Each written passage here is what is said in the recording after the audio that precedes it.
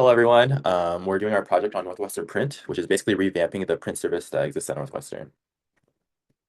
So our motivation for this project is that students currently use print.northwestern.edu to submit jobs remotely, but it has several problems associated with that. The first is that you can't log in while not on campus Wi-Fi, so you have to be on campus in order to access this website. There's also things that are difficult, including confusion on managing your balance, seeing how much money you have in your account, as well as modifying print jobs, and also finding the printers in the first place on campus, especially if you're new to the print service. So here's a picture of the kind of website. As you can see it right now, it's difficult to modify your print settings. It doesn't really give you an option to do so. You can pretty much only cancel it.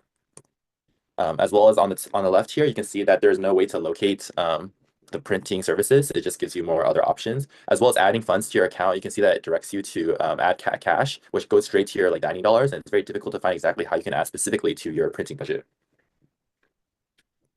Yeah, so our project goals, we had three goals. The first one was to study the user interactions from current users of Northwestern Print to understand their pain points. The second goal was to redesign Northwestern Print to better suit mobile interfaces. And lastly, we wanted to make the interface more useful for common tasks and making it more approachable for the unfamiliar users. Our testing method, each of us members conducted testing on a Northwestern University student who had used Northwestern Prints in the past. We developed a Figma prototype and we asked the users to complete several common tasks, such as submitting a job, modifying the print job, canceling the job, and updating the balance. We measured several metrics, including completion time and difficulty on a 1 to 5 scale. We also collected feedback from the users on the ease of use of each task and any potential suggestions. Yeah, so this is an example of what our prototype looked like when we first went into user testing. And from those user testings, we found a couple of things that we wanted to consider in our iteration of the prototype. So one of the things we measured was how long it took users to complete different tasks. And we found that status checking was consistently the fastest with about a 20-second average, and account management took quite a bit longer with about a 100-second average. And it also had the highest variation. So we figured that that was probably somewhere that we wanted to look into with our reiteration on the prototype. As mentioned by Andy, we also collected direct feedback on our prototype. Users mentioned that they expected a direct modify button rather than a delete and recreate workflow. And they also mentioned that the map interface needed clear indication as to what markers were clickable. And with that, we went ahead and reiterated on our prototype. So one of the changes we made was adding a reload functionality directly into the print job workflow.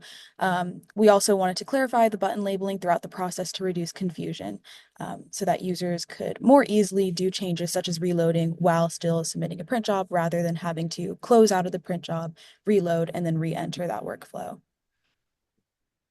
Another change that we did was creating direct modification flow similarly to this reload balance from the previous slide.